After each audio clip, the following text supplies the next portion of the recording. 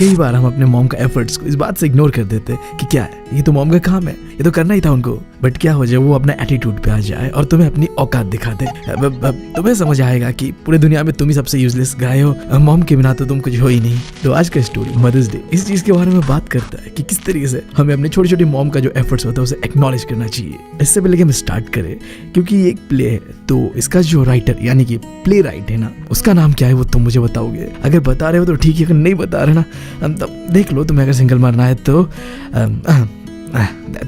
शुरुआत करते हैं। इस स्टोरी के अंदर पे टोटल 5 कैरेक्टर्स है। पहला है मिसेस एनी पियर्सन, 40 साल की उम्र की एक kind and submissive woman. Submissive से मेरा मतलब है वो वुमन जो सवाल जवाब नहीं करती, जैसा कहा जाए वैसा करती है, टिपिकल इंडियन मॉम कह सकते हो। एंड दूसरा कैरेक्टर जॉर्ज पियर्सन, 50 साल का उम्र का होगा, एनी पियर्सन का हस्बैंड है। वैसे तो बंदा अच्छा है बट हाँ अपनी पत्नी के ऊपर रौब जमाता है, लाइक हमारे dad and typical uncle type. तीसरा है डोरिस पियर्सन, एनी पियर्सन का बेटी है, लगभग 20 साल की है बट अभी भी बिहेव करती है एक टीनेजर जैसा, बहुत ज्यादा डिमांडिंग है और अपने माँ बाप का एफर्ट को इग्नोर करती है। और इसकी तरह ही बिल्कुल उसका भाई है सिरिल पियर्सन, बहुत ही ज्यादा डिमांडिंग एंड ऑर्डर देने वाला, एक बिगड़ेल लड़का कह सकते हो। अब आखिरी और सबसे interesting character Mrs Fitzgerald, Annie Pearson का पड़ोसी है। मैं तो कहूंगा ऐसा पड़ोसी सबको मिले, बहुत ही स्ट्रॉन्ग और डोमिनेटिव औरत है। साथ साथ इसे आता है मैजिक। इमेजिन करो कि तुम्हारे पड़ोसी को मैजिक आता है, वो तुम्हारा फ्यूचर देख सकती है, तो भाई मतलब मजे मजे है ना। तो स्टोरी के अंदर भी बहुत इंटरेस्टिंग सा मैजिक करती है मिसेस फिट्जजेराल्ड। अब क्या करती है नहीं करती है उसके लिए हम बढ़ते हैं स्टोरी की ओर।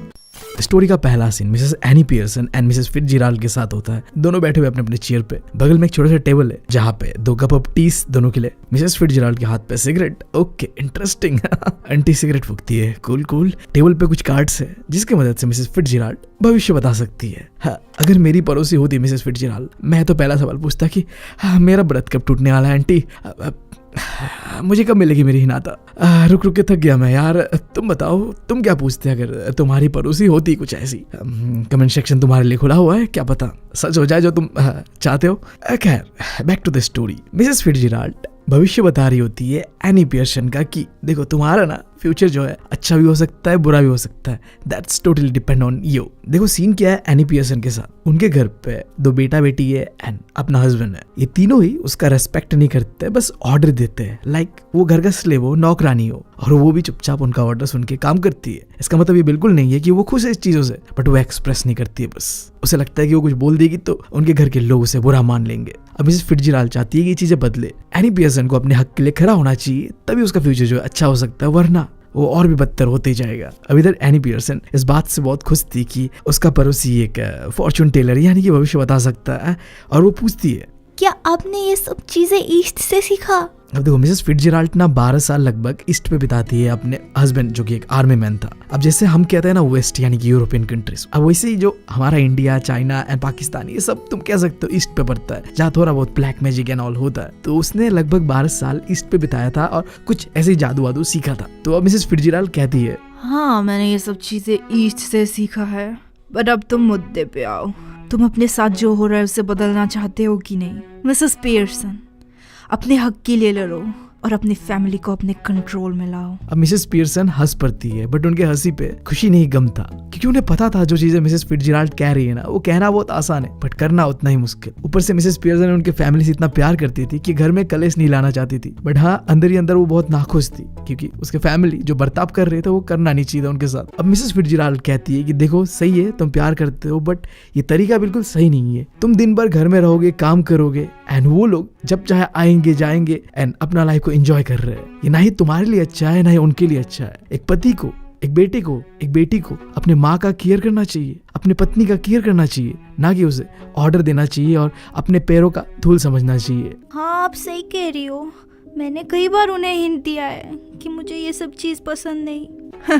हिंट भाभी जी, हिंट से अब कुछ नहीं होने वाला, आपकी फैमिली को कुछ और चाहिए। देखो मिसेस पियर्सन बहुत पहले से ये सोच रही थी कि उनका जो फीलिंग है वो अपने फैमिली के साथ एक्सप्रेस करेगी, बट उन्हें समझ ही नहीं आ रहा था कि शुरुआत कहाँ से करो। उन्हें ये बात पता था कि इन चीजों के बारे में अगर वो बात करेगी घर के अंदर तो घर में कलेश होगा, और वो बिल्कुल नहीं चाहते थे कि उनकी वजह से घर के अंदर कलेश हो। अब इसी बीच ऑल ऑफ द सडन वो अपने हाथ पे पड़े हुए घड़ी को देखती है और कहती है वक्त हो चुका है, वो सब किसी भी वक्त आते होंगे और मैंने कुछ भी तैयार नहीं किया है। रुकिए मिसेस पियर्सन, यही सही वक्त है अपने हक के लिए लड़ने का। अब मिसेस पियर्सन थोड़ा शर्मिंदा हो जाती है। वो कहती है मैं आपकी बात से सहमत हूँ, बट मैं ये चीजें नहीं कर सकता। अगर मैं आपको प्रॉमिस भी कर दूं अभी, मैं अपने बात पे खरा नहीं उतर सकता, मुझे पता है। तो आगे से मिसेस फिट्जराल्ड कहती है आप नहीं कर सकते तो मैं कर देता हूँ।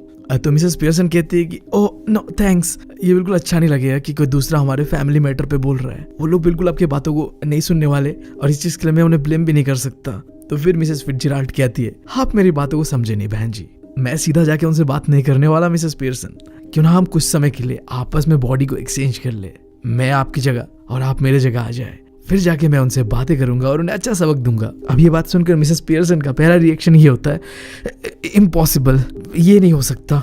आगे से मिसेस फिट्जराल्ड कहती है आप कैसे कह सकते हो कि ये इम्पॉसिबल है, आपने करा है? नहीं करा ना, मैंने करा है, मैं ये कर सकता हूँ। हाँ बहुत समय हो गया नहीं करा हुआ, बट मैं ये कर सकता हूँ। लंबे समय के लिए नहीं चलेगा ये, बट जितना समय उतना समय हम अपना काम कर लेंगे। मिसेस फिट्जराल्ड आगे से कहती है कि अपना हाथ बढ़ाइए। थोड़ा झिझकते हुए मिसेस पियर्सन अपना हाथ बढ़ा देती है एंड दोनों हाथ पकड़ते, आंखों पे देखते एंड एक मंत्र पढ़ते हैं, अष्टदम अष्टलम अष्टलम दम बोला।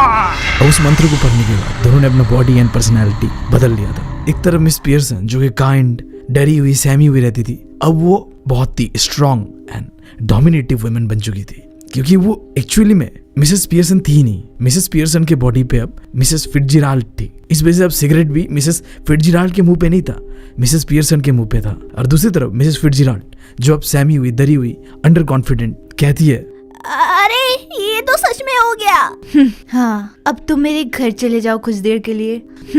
अब यहाँ से मैं संभालूंगी तुम्हारी फैमिली को। पर क्या होगा अगर दोबारा हम दोनों अपनी बॉडी पे वापस ना जा पाए? जो जिंदगी तुम अब जी रहे हो उससे तो लाख गुना अच्छा होगा मिसेस पियर्सन। पर मुझे किसी दूसरे का जिंदगी नहीं जीना। चिंता मत करो मिसेस पियर्सन, मैं सब कुछ ठीक कर दूंगी दोबारा। तो अभी कर दीजिए। अभी नहीं, पहले मुझे उन लोगों को सबक सिखाना है। अब सीन आगे शिफ्ट होता है। जो रियल मिसेस पियर्सन थी वो जाके फिट्जराल्ड के घर पे बैठी हुई थी एंड अब घर पे जो मिसेस पियर्सन था वो नकली वाला था, यानी कि मिसेस पियर्सन के बॉडी पे था मिसेस फिट्जराल्ड। इनका एटीट्यूड तुम्हें पता है काफी स्ट्रॉन्ग एंड डोमिनेटिव है, तो अब घर में सबके साथ वो ऐसा कलेश करेगी कि सारे घर के लोगों ने कभी ऐसा कलेश देखा नहीं होगा। अब कुछ देर बाद डोरिस पियर्सन जो कि एनी पियर्सन की बेटी थी वो घर पे एंटर करती है। घर पे आते बिना कुछ देखे, बिना कुछ सोचे मॉम को ऑर्डर देती है, मॉम आपको मेरा वो येलो सिल्क ड्रेस आयरन करना होगा। ये कहती है वो देखती है कि उसकी मॉम सुट्टा फूक रही है, तो अपने मॉम से पूछती है मॉम आप ये क्या कर रही हो? दिख नहीं रहा तुम्हें मैं क्या कर रही हूँ? पर आप तो स्मोकिंग कर रही हो। हाँ तो इसके लिए कोई कानून बना हुआ है क्या कि मैं स्मोकिंग नहीं कर सकती?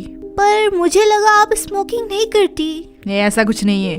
तो अब हम चाय कहाँ, किचन में पिए? तुम्हें जहाँ मन करे वहाँ पियो। क्या मतलब आपने चाय बनाई नहीं अब तक? तुम्हारे लिए नहीं बनाई, मैंने तो अपने लिए बना भी ली और पी भी ली। और थोड़ी ही देर में मैं बाहर कुछ मस्त सा खाने को जाऊंगी। कौन, आप? हाँ मैं। तो तुम्हें क्या लगा? मॉम क्या हो गया आपको? दिमाग खराब मत करो मेरा। दिमाग तो आप खराब कर रही हो मेरा। मैं पूरी दिन इतनी मेहनत से काम करके घर पे आई हूँ और आपने मेरे लिए चाय भी नहीं बनाया। और आपने सुना मैंने क्या कहा आपको मेरे येलो सिल्क ड्रेस के बारे में? क्या वो ड्रेस तुम्हें पसंद है? मुझे तो बिल्कुल भी नहीं। ऑफ कोर्स मुझे वो ड्रेस पसंद है और आज वो मैं पहनूंगी रात को। सो मैं चाहती हूँ कि वो आयरन हो जाए। क्या आयरन हो जाए? क्या मतलब आयरन हो जाए? क्या वो खुद से आयरन होगा? नहीं, आप करोगी मेरे लिए, आप हमेशा करती हो। हाँ ठीक है, फिर इस बार मैं नहीं करने वाली। और तुमने थोड़ी देर पहले क्या कहा? तुम बहुत मेहनत से काम करके आई हो। तुम जितने घंटे काम करती हो उससे डबल मैं काम करती हूँ और मुझे तो उनके पैसे भी नहीं मिलते। और तुम वो सिल्क ड्रेस क्यों पहनना चाहती हो? कहाँ जाना है तुम्हें? मैं चार्ली स्पेंस के साथ बाहर जा रही हूँ। पर तुम्हें उसके साथ बाहर क्यों जाना है? क्यों ना जाऊँ मैं उसके साथ, उसने मुझे बुलाया भी और मुझे जाना भी है। आपको दिक्कत है इससे? क्या तुम्हें इससे अच्छा कोई नहीं मिला? मैं तो उस लंबी दांत और आधे पागल के साथ मरना भी नहीं चाहूंगी। Shut up mom. अब तुमने देखा किस तरीके से डोरिस अपनी मॉम को ऑर्डर दे रही थी आते कि मेरा कपड़ा इस्त्री कर दो, मेरे को चाय बना दो, मेरे को बाहर जाना है बंदे के साथ। अब अगर यहाँ पे असली वाली एनी पियर्सन होती तो वो ऑर्डर सुन लेती, चुपचाप रहती, बट क्योंकि ये है मिसेस फिट्जराल्ड तो हर चीज के लिए ना कहा उन्होंने और डोरिस को अपना औकात दिखा दिया। अब बारी था मिसेस पियर्सन के बेटे का, यानी कि सिरिल पियर्सन का। सिरिल पियर्सन भी बिल्कुल अपने बहन की तरह बिगरेल एंड ऑर्डर देने वाला लड़का है, जिसे अपनी माँ के बारे में बिल्कुल परवाह नहीं है, बस उसे ऑर्डर देना है, उसके काम करवाने हैं, बस यही है। देखो आगे इसके साथ होता क्या है। अब रूम के अंदर से डॉरिस रोते रोते बाहर निकलती है और एंट्री होता है सिरिल पियर्सन का। सिरिल आती है अपने मॉम को ऑर्डर देता है कि मॉम चाय तैयार है। आगे से मॉम कहती है कि नहीं तैयार नहीं है। वो पूछती है क्यों तैयार नहीं है। वो कहती है बस ऐसे ही तैयार नहीं है। फिर सिरिल अपने मॉम से पूछता है कि कुछ हुआ है क्या आपको मॉम, तबीयत ठीक है आपका। मॉम आगे से कहती है हाँ तबीयत तो एकदम मस्त है। तो फिर सिरिल कहता है कि फिर क्या दिक्कत है। फिर उसकी मॉम टॉन्ट मारते हुए उसे कहती है दिक्कत कुछ नहीं है, बस समय के साथ अब मैं भी बदल रहा हूँ। बट उसका बेटा इतना नालायक होता है, इस टॉन्ट को समझता तक नहीं है। वो कहता है हाँ ठीक है तो अब आप उठिए और जाइए काम पे लग जाइए, मेरे पास ज्यादा समय नहीं है। तो फिर उसकी मॉम टॉन्ट मारते हुए उसे कहती है हाँ मेरे पास तो बहुत वक्त है। अब सिरिल कहता है कि हाँ आपके पास होगा बहुत टाइम, बट मेरे पास टाइम नहीं है। आज रात में बहुत बिजी हूँ। मैंने जो आपको कहा था मेरे सामान पैक करवाने, आपने करवा दिया ना। उसकी मॉम कहती है कि मुझे याद नहीं। सिरिल कहता है कि आपने मुझे प्रॉमिस किया था सुबह सुबह। फिर उसकी मॉम कहती है हाँ किया होगा प्रॉमिस, बट मैंने अब डिसाइड कर लिया है मुझे ये सब पसंद नहीं। फिर सिरिल कहता है कि ये क्या तरीका है मॉम बात करने का, अगर हम सब घर में ऐसे बात करने लगे तो क्या होगा। तो उसकी मॉम कहती है कि तुम लोग घर के अंदर ऐसी बात करते हो, अगर तुम्हें कोई चीज पसंद नहीं तो तुम मना कर देते हो, और घर के बाहर अगर तुम्हें कोई चीज पसंद नहीं होता तो तुम लोग यूनियन बना लेते हो और प्रोटेस्ट करने लगते हो, मना कर देते हो उस काम को करने से। बस अब डिफरेंस ये है कि मैंने भी ये यूनियन ज्वाइन कर लिया है, अब अगर मुझे भी कुछ पसंद नहीं है तो मैं नहीं करूंगा। बस सिरिल को समझ नहीं आ रहा होता कि मॉम कहना क्या चाहती है। तो सिरिल कहता है कि मॉम आपको हुआ क्या, आप कहना क्या चाहते हो। फिर उसकी मॉम टॉन्ट मारते हुए कहती है कुछ नहीं बेटा, बस समय के साथ मैं भी बदल रहा हूँ। अब सीन के अंदर पे दोबारा डॉरिस तैयार होकर आती है। उसका चेहरा थोड़ा लाल था, मुंह बना हुआ था। अब ये देख कर उसकी मॉम से टॉन्ट मारते हुए कहती है तुम कितनी भद्दी दिख रही हो, ऐसी शक्ल लेके तो मैं चार्ली स्पेंस से भी मिलने ना जाऊं। अब इससे डॉरिस को और थोड़ा बुरा लगता है। गुस्से से कहती है चुप हो जाओ मॉम, अब तक मैं तैयार नहीं हुई हूँ, और अगर मैं भद्दी दिख रही हूँ ना तो इसका कारण आप हो, आपने मुझे रुलाया है। अब सिरिल पूछता है अपने बहन से कि क्या हुआ। वो कहता है कि तुम्हारे मतलब का बात नहीं है। अब इसी भी सीन के अंदर पे मिसेस पियर्सन सिरिल से कहती है कि हमारे घर पे बियर है ना। सिरिल आगे से कहता है कि हाँ 1-2 बॉटल होगा शायद, बट आपको क्या करना है इससे। उसकी माँ कहती है कि गांडो पीना है मेरे को। ये कहकर मिस पियर्सन किचन की ओर जाती है और अब भाई बहन के बीच ये गॉसिप शुरू हो जाता है कि ये मॉम को हुआ क्या है। सिरिल कहता है कि मेरे आने के बाद मॉम कह रही थी चाय तैयार नहीं हुआ है, मुझे किसी चीज का परवाह नहीं है। उधर से डॉरिस कहती है कि हाँ मेरे साथ भी कुछ ऐसा ही हुआ है, आके देखता हूँ कि मॉम सुट्टा मार रही है, ताश की पत्तियों से खेल रही है, पता नहीं क्या हुआ है मॉम को। सिरिल कहता है कि पक्का मॉम का दिमाग खराब हो गया होगा। डॉरिस कहती है कि नहीं शायद, बट चोट वोट तो पक्का लगा होगा मॉम के सर पे। अब थोड़ी देर में पापा आने वाले हैं, अगर ऐसे चलता रहा तो पता नहीं क्या होगा। सिरिल कहता है कि कुछ एंटरटेनिंग ही होगा, मैं तो आज बाहर नहीं जा रहा, पूरा चीजों को मैं एंजॉय करने वाला हूँ घर में रह के। अब मिसेस पियर्सन किचन से वापस आती है, एक हाथ में एक बियर का बॉटल लेकर और दूसरे हाथ पर एक ग्लास लेकर। देखती है कि उनके दोनों बेटे बेटियां हंस रहे, और उसके बाद वो कहती है दोनों को तुम दोनों कहते हो कि तुम दोनों बड़े हो गए हो, तो बड़ों की तरह बिहेव क्यों नहीं करते हो। अभी कि हम घर में हंस भी नहीं सकते। अच्छा ऐसी कौन सी बात है जो तुम लोगों को बहुत हंसी आ रही है, मुझे भी बताओ। मम्मी आप हमारी जोक समझोगी नहीं। जब तुम पैदा भी नहीं हुई थी ना, तब से मैं तुम्हारी ये सब बकवास जोक सुनते आ रही हूँ, और मुझे इन सब में हंसी भी नहीं आता। अरे मम्मी आप हमारे साथ ऐसे क्यों बात कर रहे हो, हमने क्या किया है। हाँ तो वही तो दिक्कत है, तुमने कुछ नहीं किया। घर पे आते हो, जो चाहिए मांगते हो और फिर दोबारा चले जाते हो, और जब कहीं जाने को नहीं होता तो फिर से दोबारा घर पे आ जाते हो। अब मिसेस पियर्सन के इन बातों से उनका बेटा सिरिल का दिमाग खराब हो जाता है। वो सीधा उठता है और कहता है कि अगर आप मुझे चाय बना के नहीं दोगे तो मैं किचन में जाके खुद ही ढूंढ लूंगा कुछ खाने को। मिसेस पियर्सन कहती है कि हाँ क्यों नहीं, जाओ। सिरिल गुस्से पे जा रहा होता है और कहता है कि मैं पूरे दिन काम करके घर में आया हूँ। उसी चीज को डॉरिस भी सपोर्ट करते हुए कहती है कि हाँ मैं भी पूरे दिन काम करके घर में आई हूँ। अब ये सुनकर मिसेस पियर्सन कहती है कि हाँ पूरे दिन में बस 8 घंटे, और मैं पूरे दिन काम करता हूँ, तुम हफ्ते में बस 40 घंटे काम करते हो, और सैटरडे संडे छुट्टी होता तुम्हारा, और मैं पूरे हफ्ते के हफ्ते काम करता हूँ। अब से मैं भी हफ्ते में 2 दिन छुट्टी लेने वाला हूँ। अब ये सुनकर सिरिल का दिमाग खराब हो जाता है। वो कहता है कि मेरा दिमाग खराब हो जाएगा, मैं जाके किचन से कुछ खाने को लेके आता हूँ। और दूसरी तरफ डॉरिस घबराती हुई उसके मॉम से पूछती है क्या मॉम आप सैटरडे संडे को कुछ भी काम नहीं करने वाले। तो मिसेस पियर्सन कहती है नहीं मैं इतनी भी बुरी नहीं हूँ, छोटे मोटे काम कर दूंगा, खाना बनाना, तुम लोग अब बिस्तर तैयार करना, वो भी तब अगर तुम लोग मुझे बहुत ही रिस्पेक्टफुली और प्यार से रिक्वेस्ट करते हुए कहोगे और हर चीज के लिए मुझे थैंक यू कहोगे। तब अगर तुम लोगों ने दोहरा अंडबंड किया तब तो भूल जाओ कि मैं कुछ करने वाली हूँ, पूरे वीकेंड में छुट्टी पे रहूंगी। डॉरिस इस बात से डर जाती है। वो कहती है कि क्या आप पूरे वीकेंड तब तो छुट्टी लेने वाले हो। मिसेस पियर्सन कहती है कि हाँ क्यों नहीं, मैं पूरे दिन घर पे रहता हूँ, पूरे हफ्ते घर पे रहता हूँ, मुझे छुट्टी नहीं चाहिए तो किसे छुट्टी चाहिए। तो डॉरिस कहती है कि बट अब छुट्टी लेके जाओगे कहाँ और किसके साथ जाओगे। मिसेस पियर्सन कहती है कि तुम अपने काम से काम रखो, वो मेरा काम है, मैं देख लूंगा। तुम तो जब बाहर जाती हो मुझे पूछ के नहीं जाती कि कहाँ जा रही हो, किसके साथ जा रही हो। डॉरिस कहती है कि हाँ बट वो अलग है, मिसेस पियर्सन कहती है कि कोई चालक नहीं है, मैं तुमसे बरी हूँ, मुझे पता है कि कैसे जाना है, कहाँ जाना है। अच्छा तो ये रहेगा कि अगर तुम आज से कहीं बाहर जाओ तो मुझे पूछ के जाओ किसके साथ जा रही हो, कहाँ जा रही हो। अब इस बात से डोरिस कहती है, मॉम आप गिर गई थी क्या, या आपके सर पे कुछ चीज आके टकरा गया था। मिसेस पियर्सन का दिमाग खराब हो जाती है बात सुनकर। वो कहती है कि मैं तो नहीं गिरी, बट अब किसी चीज से मैं तुम्हारा सर जरूर फोड़ दूंगा, फालतू की बातें मत करो मेरे साथ। अब अपने ही मॉम का इतना रूड बिहेवियर देखकर उसके आंखों पे आंसू आ जाता है और वो कहती है, ओ मॉम आप बहुत बुरी हो।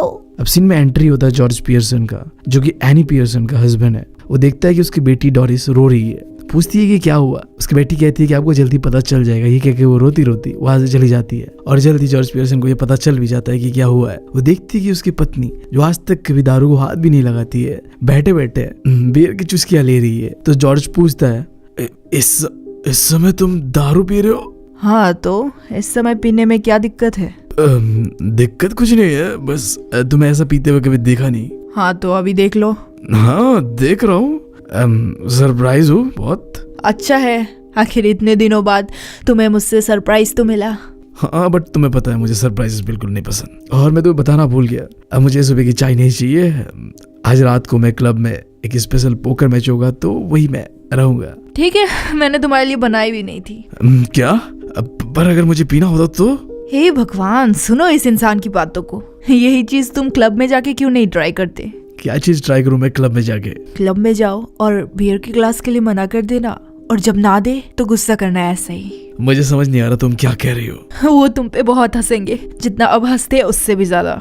क्या कह रही हो तुम? वो मुझ पे हंसते हैं? हाँ बिल्कुल, सब तुम्हें पॉम्पी ओम्पी पियर्सन के नाम से बुलाकर मजाक उड़ाते हैं, है ना?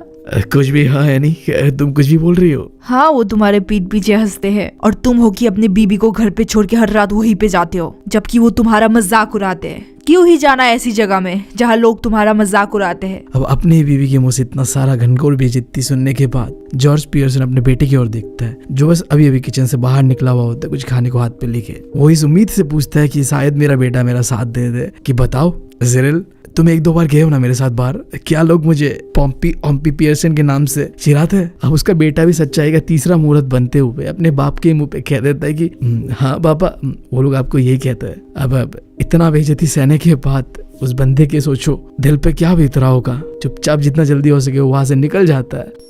अब सिरिल अपने माँ की ओर देखता है और कहता है कि मॉम, आपको ऐसा कहना नहीं चाहिए था, आपने सच में डैड को हर्ट कर दिया है और साथ साथ आपने मुझे भी हर्ट कर दिया है। अब तुम्हें तो पता ही है कि मिसेस पियर्सन भाई अलग ही नशा करके बैठी हुई है। आज उसने किसी को नहीं छोड़ा था, पहले डोरिस से शुरुआत किया, फिर सिरिल से शुरुआत किया, अब अपने पति के ऊपर चढ़ गई थी। भाई साहब, अब तुम्हें पता है माथा चढ़ा हुआ था, क्योंकि ये असली वाली मिसेस पियर्सन तो थी नहीं, ये थी मिसेस फिट्जराल्ड, जो कि ऐसी भड़की हुई स्ट्रॉन्ग वुमन है। अब उसने अपने बेटे को भी नहीं छोड़ा, ज्यादा ज्ञान दे रहा था वो, तो उसे कहा तुम तो ज्यादा बोलो मत, दिन भर बस फालतू के इधर उधर करते रहते हो काम। अब जब ऐसी वो अपने बेटे के ऊपर भड़क रही होती है, तो उसी बीच दरवाजे पे कोई घंटा बजाता है एंड सिरिल दौड़ते हुए जाता है एंड दरवाजा खोलता है एंड वापस आके मॉम को कहता है, मॉम वो पागल बुरी औरत है ना मिसेस फिट्जराल्ड, वो आई है, आपको नहीं मिलना ना उससे। आगे से मिसेस पियर्सन, जो कि एक्चुअली में वो औरत थी जिसके बारे में वो बात कर रही थी, पागल बुरी औरत मिसेस फिट्जराल्ड है, वो कहती है, बकवास मत करो, जाके बुलाओ उनको, और हाँ, दोबारा उनको पागल बुरी औरत मत बोलना, वो तुमसे ज्यादा समझदार है। अब सिरिल अपने माँ से बेइज्जती करवाने के बाद जाता है और दरवाजा खोलता है और मिसेस फिट्जराल्ड, जो कि एक्चुअली में मिसेस पियर्सन है, वो घर के अंदर एंटर करती है। ओह, सब कुछ ठीक है ना यहाँ?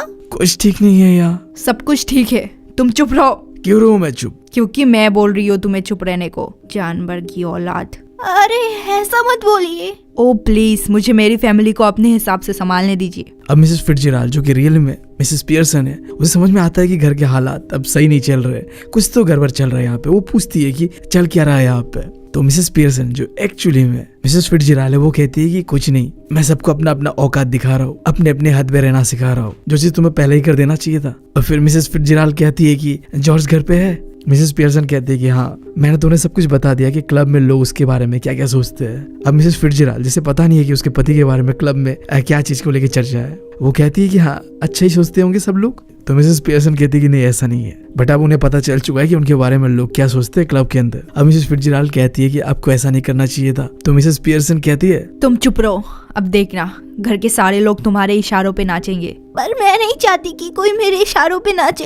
अच्छा ठीक है, तुम जो भी चाहती हो करेंगे वो लोग। अब सीन में दोबारा एंट्री होता है जॉर्ज का, जो कि आके देखता है कि एक पड़ोसी उसके घर आई हुई है, जिस बात से वो बिल्कुल खुश नहीं होता है। और उसका नाराजगी इस बात से पता चलता है जब वो मिसेस फिट्जजेराल्ड को पूछता है, आप कुछ समय के लिए आए होंगे यहाँ पे, या यही बसेरा बनाने का इरादा है आपका? तो मिसेस फिट्जजेराल्ड कहती है, ओह हाँ जॉर्ज। क्या कहा आपने? जॉर्ज? अब देखो, जाने अनजाने में एक गलती होता है मिसेस फिट्जजेराल्ड से, जो कि एक्चुअल में मिसेस पियर्सन थी। अब नॉर्मली अपने पति को तुम नाम से ही बुलाओगे, राइट? बट देखो यहाँ सीन क्या था कि जॉर्ज को शक हो जाता कि ये क्या है, ये मुझे नाम से क्यों बुला रही है। अब इस चीज को कवर अप करने के लिए मिसेस पियर्सन, जो कि एक्चुअली में मिसेस फिट्जजेराल्ड है, वो कहती है, हाँ तो क्या हुआ, नाम से बुला लिया तो तुम्हारा नाम जॉर्ज ही तो है, कोई ड्यूक ऑफ हिडनबर्ग तो हो नहीं तुम। अब जॉर्ज एकदम भड़कते हुए गुस्से पे कहता है, एक तो उसने मुझे जॉर्ज कहा, नाम से बुलाया, और तुम मुझे डांट रही हो। फिर भी मुझे इस बात का उतना बुरा नहीं लगा जितना तुम्हारे बात का लगा कि लोग मुझे कहते हैं पॉम्पी ऑम्पी पियर्सन, और तुम्हारी वजह से अभी तक मेरी प्यारी बेटी डोरिस चुप होने का नाम नहीं ले रही है, रोती जा रही है। अब ये सुनकर मिसेस फिट्जजेराल्ड, जो कि एक्चुअली में मिसेस पियर्सन है, उसे बुरा लगता है अपनी बेटी के बारे में। वो बीच में बोल पड़ती है,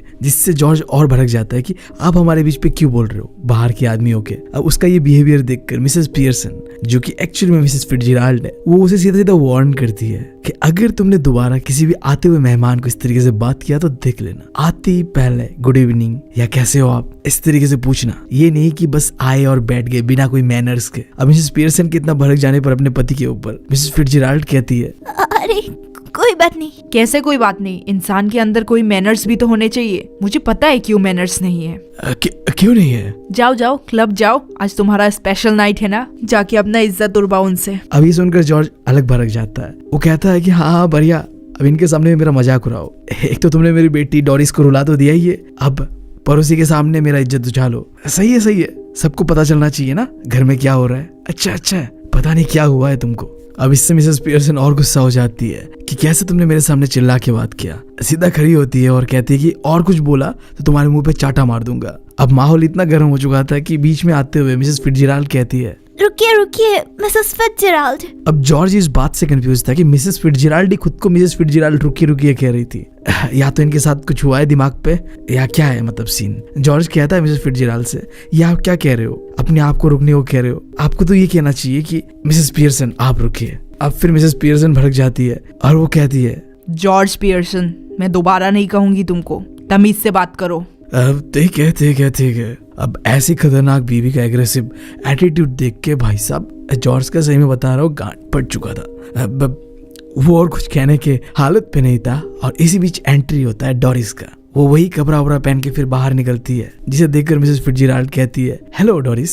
और जवाब में डोरिस कहती है कि हेलो मिसेस फिट्जजेराल्ड। फिट्जजेराल्ड पूछती है, अरे तुम तो चार्ली स्पेंस के साथ कहीं बाहर जाने वाले थे ना आज रात। अब इस बात से डोरिस थोड़ा बदतमीजी से बात करके कह देती है कि आपको क्या इससे। अब यहाँ पे फिर से हमारे मिसेस पियर्सन को मौका मिला था, बदतमीजी किया था किसी ने उनके आगे, तो वो छोड़ने वाले थोड़ी थे। अपनी बेटी को कहती है कि कोई तरीका है बात करने का, ऐसे बात करते हैं लोग। फिट्जजेराल्ड कहती है कि अरे कोई बात नहीं होता है। तो मिसेस पियर्सन कहती है कि कैसे कोई बात नहीं, अगर ऐसी बेटी हो कि जिसे बात करने का तमीज नहीं है तो मुझे नहीं चाहिए ऐसी बेटी। प्रॉपरली जवाब दो मिसेस फिट्जजेराल्ड ने क्या कहा है तुम्हें उसका। डोरिस अपने बाप की ओर देखती है, जहाँ बाप इशारों इशारों में बताता है कि मुझसे कुछ मत पूछो, मैंने तो हार मान लिया, तुम्हारी माँ पूरी पगला चुकी है। तो ना चाहते हुए भी डोरिस कह पड़ती है, जाना तो चाहती थी बट तब मैं नहीं जा रही क्योंकि मेरी माँ ने मुझे जाने लायक छोड़ा नहीं अब तक। ये चीज तो तुम्हें पता चल गया होगा कि सबसे ज्यादा बेइज्जती तो डोरिस ने खाई थी। और वो बताती है कि क्यों वो नहीं जाती, जिसका सबसे बड़ा कारण ये है कि उसकी माँ ने जिस बंदे के साथ वो जाने वाली थी उसका घनघोर बेइज्जती कर दिया था कि वो बंदा जिसका दांत निकला हुआ है आधा पागल है। तो मतलब सवाल नहीं बनता ना। इमेजिन कि तुम अपने बॉयफ्रेंड के साथ जाने वाले और तुम्हारे बॉयफ्रेंड का ऐसा घनघोर बेइज्जती कर दे, तुम भी सोचोगे एक बार कि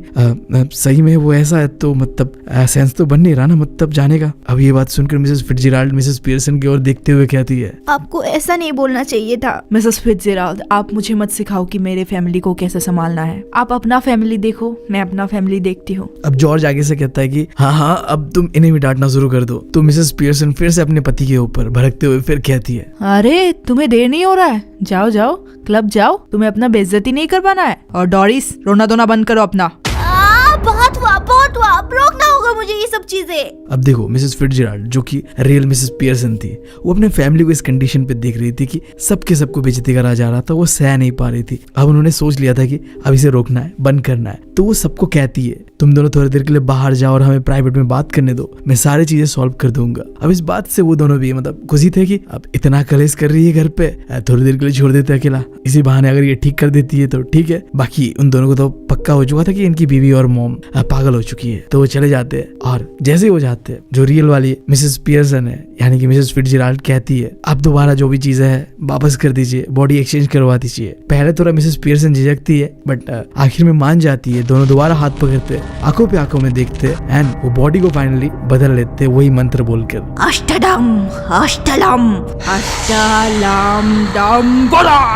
दोबारा देखो जो चीज पहले था वही हो चुका था। अब ये जो मिसेस फिट्जजेराल्ड था वो असली वाला मिसेस फिट्जजेराल्ड बन चुका है और जो मिसेस पियर्सन है वो अब असली का मिसेस पियर्सन है। अब कोई नकली और असली वाला खेल नहीं हो रहा है, बॉडी एक्सचेंज हो चुका है, दोनों का पर्सनैलिटी चेंज हो चुका है। मिसेस फिट्जजेराल्ड कहती है कि मुझे बहुत मजा आया ये सब चीजें करके, और मिसेस पियर्सन कहती है कि मुझे बिल्कुल मजा नहीं आया, और आएगा भी कैसे, अपने फैमिली को इस तरीके से बेइज्जत होते हुए कौन देखना चाहेगा, चाहे मतलब वो फैमिली कुछ भी करे, है ना, क्योंकि फैमिली तो फैमिली होती है, दैट्स इट। बट मिसेस फिट्जजेराल्ड कहती है मिसेस पियर्सन से देखो जो भी हो बट अब तुम्हें ऐसे ही स्ट्रांग रहना है, अगर तुमने कुछ भी गड़बड़ किया तो हमने जो भी चीज किया है वो सब बर्बाद हो जाएगा। मैं पूरी तरीके से सुधार तो नहीं पाया तुम्हारे फैमिली को, और थोड़ा समय मिलता तो अच्छी तरीके से सुधार देता, बट जो भी है यहाँ से तुम्हें स्ट्रांग रहना है ताकि तुम अपने फैमिली को अपने इशारों पे नचा पाओ। मिसेस पियर्सन भी कहती है कि हाँ मैं कोशिश करूंगा, बट वो ये भी कहती है कि मेरे फैमिली को मुझे बताना होगा कि जो भी चीजें मैंने किया ये सब, ताकि उन्हें और बुरा ना लगे। तो मिसेस फिट्जजेराल्ड कहती है कि अगर तुमने ये सब बताया ना तो जो भी चीज हमने करा है वो सब बर्बाद हो जाएगा, तुम्हारा फैमिली को तुमने बिगाड़ा है और हमने अब सुधारा इस चीज को, अब तुम दोबारा बिगाड़ना चाहते हो इसे। मिसेस पियर्सन प्लीज स्ट्रांग बनो, उनसे कोई माफी मांगने की जरूरत नहीं है, ना ही कोई एक्सप्लेनेशन देने की जरूरत है, तुम्हें बस स्ट्रांग रहना है प्लीज,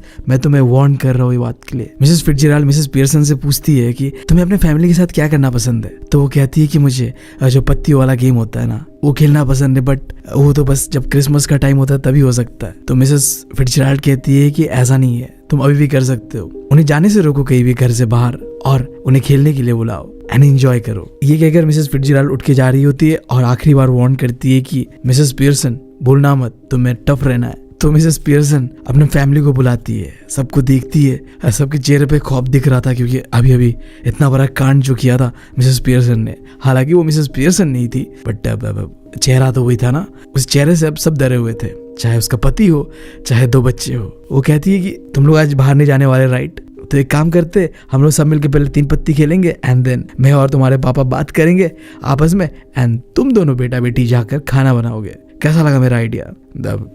बच्चों का और बाप का तो फटा हुआ था, तो उन्होंने कहा कि आइडिया सही है, मतलब आप जैसा चाहो वैसा करेंगे हम, और ऐसा ही होता है। और इसी के साथ हमारा ये स्टोरी होता है खत्म। मिसेस फिट्जजेराल्ड चली जाती है अपने घर और मिसेस पियर्सन के घर में जितने भी लोग थे अब वो मिसेस पियर्सन का बात समझ रही थी, बात मान रही थी, लिटरली सबके सब खौफ पे था है कि मेरी मॉम जो कहेगी मैं वो करूंगा, बच्चों का कहना था, और पति का भी वही था कि हाँ पत्नी जो कहेगा वो करना है। काफी इंटरेस्टिंग सा था ये स्टोरी, जहाँ एक औरत जो अपने हक के लिए नहीं खड़ी हो पा रही थी, जिसके लिए एक दूसरी औरत जिसे आता था थोड़ा बहुत मैजिक, जिसका नाम था मिसेस फिट्जजेराल्ड, वो बॉडी एक्सचेंज कर लेती है एंड देन आके इसके घर पे इतना कलेश करती है, उसने किसी को नहीं छोड़ा, ना बेटी को, ना बेटे को, ना पति को, और आखिर में जाके उन्हें अपना औकात दिखा दिया एंड सब कुछ घर के अंदर पे सुधार दिया।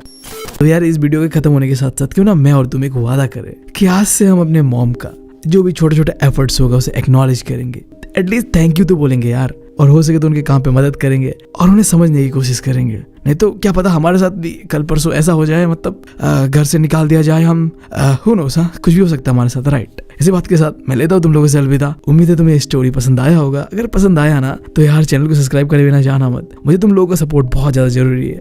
तुम लोग सपोर्ट नहीं करोगे तो यार मोटिवेशन कहाँ से आएगा, तो यार चैनल को सब्सक्राइब कर लो, वीडियो को लाइक कर दो एंड जो तुम्हें मन करे वो करो, बस यार भाई को सपोर्ट करो, तुम लोगों का सपोर्ट मुझे बहुत ज्यादा जरूरी है। Thank you, love you all.